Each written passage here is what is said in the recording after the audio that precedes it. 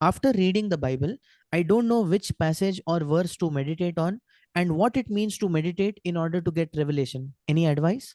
Bible पढ़ने के बाद मुझे ये समझ नहीं आ रहा कि किस अंश या किस वचन पर मैं मनन करूं और मनन करने का मतलब क्या है, ताकि मैं ये मनन करके मुझे कोई प्रकाशन मिल सके। इस विषय में कोई सलाह? I would say that uh,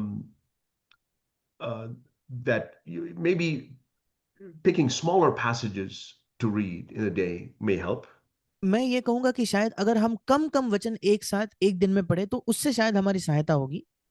If all you can handle is one verse for the day, just read one verse. That's enough. अगर आप एक दिन में एक ही वचन पर मनन कर पाते हो तो वो ठीक है। And if you can handle more, read more. अगर आप ज्यादा वचन पढ़ सकते हो तो अच्छी बात है, आप ज्यादा पढ़िए। And and once you read it, you don't have to memorize it all, और जब आप बाइबल को पढ़ते हो तो आपको पूरा का पूरा याद कर लेने की जरूरत but नहीं है। here's something that really transformed and changed my Bible reading. पर यहाँ कुछ है जिसने मुझे पूर्ण तौर पर मेरे बाइबल पढ़ने को बदल दिया या रूपांतरित कर दिया। I remember some years ago I read in Hebrews 4 that the verse 12 that the word of God is living and active.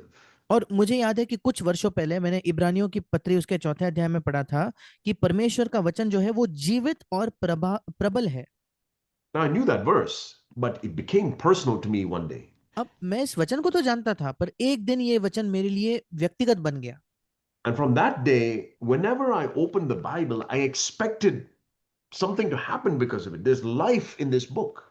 और उस दिन से जब भी मैं बाइबल पढ़ता हूं तो मैं अपेक्षा करता हूं कि कुछ होगा, क्योंकि इस जीवन में इस पुस्तक में जीवन है।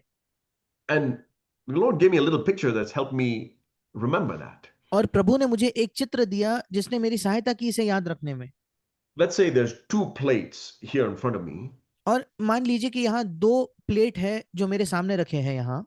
Here's one plate with some nice rice and chicken curry and chapati, and of course, you got to have some cabbage too with it, maybe, and green beans. Nice looking plate of food.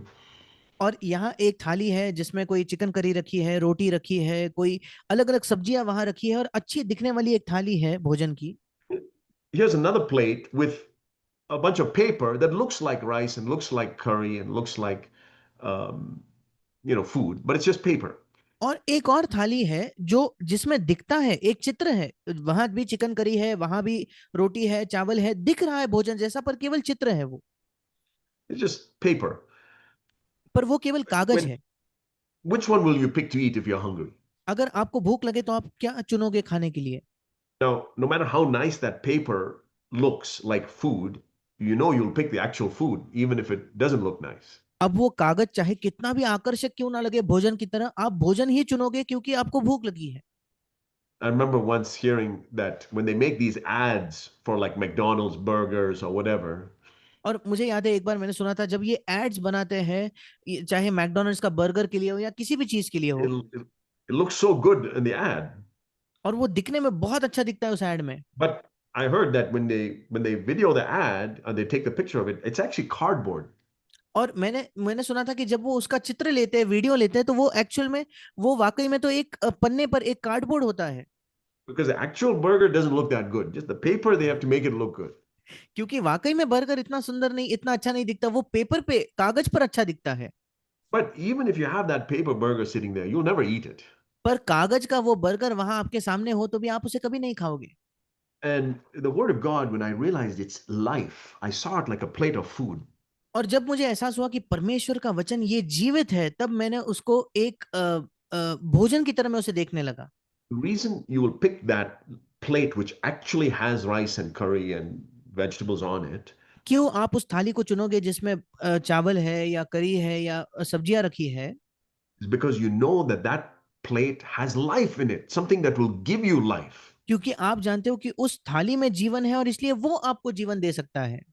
And I'm sure you don't spend a lot of time thinking what's going to happen to this food. How is it going to get digested and all that.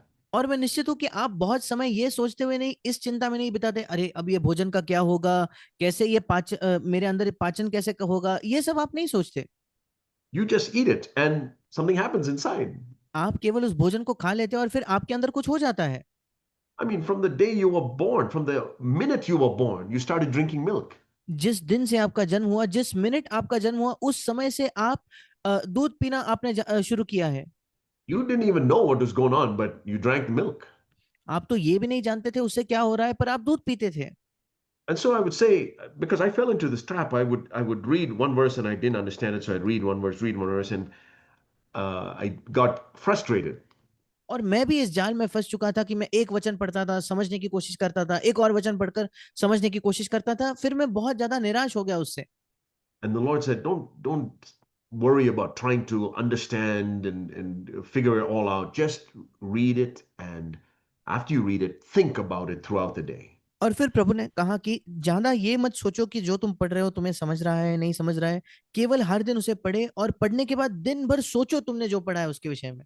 So, and also I would say one more thing is that I follow a Bible reading plan where I have some amount that I try to read every day और according to that plan.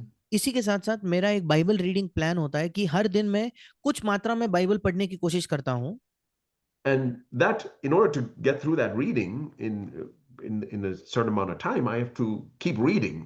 I और don't spend a lot of time digging into each verse. और अगर मुझे वो पूरा खत्म करना है उस दिन का पढ़ने का हिस्सा, तो फिर मुझे थोड़ा जल्दी पढ़ना होगा। मैं पूरा समय हर एक वचन पर मनन करने में नहीं बिताता। But in addition to that, periodically I just look at different verses. The Lord might bring a verse to my mind, and I just meditate on that. पर उन वचनों के अलावा बीच बीच में मैं अन्य वचनों को देखता हूँ जो परमेश्वर मुझे याद दिलाता है, और मैं बस उसी पर ध्यान करता हूँ कुछ समय। I know some Bible apps that have like a verse of the day, and sometimes I'll just read that and just meditate on that. और जैसे बाइबल, कुछ बाइबल के एप्स होते हैं जिनमें दिन का वचन होता है, मैं उस पर पढ़कर दिन भर उस वचन को मनन करता हूँ। Or even in the reading that I did, one verse will stand out, and I'll just meditate on that. Think about that during the day. या जब मैं बाइबल पढ़ रहा था तो एक वचन मुझे बहुत प्रभावित करता है और दिन भर मैं उसके बारे में सोचता हूँ। So the takeaway is this: just get in the habit of reading God's word और every अंतिम day. और आखिरकार बात यह है कि आदत लगा ले कि आप प्रतिदिन बाइबल को पढ़ रहे हो। And believe, come to it with expectation. Lord, this has got life in it, and you're going to give me life from this book. और विश्वास कीजिए, एक अपेक्षा के पास आइए कि प्रभु इस पुस्तक में जीवन है और तू मुझे जीवन देगा इसमें से।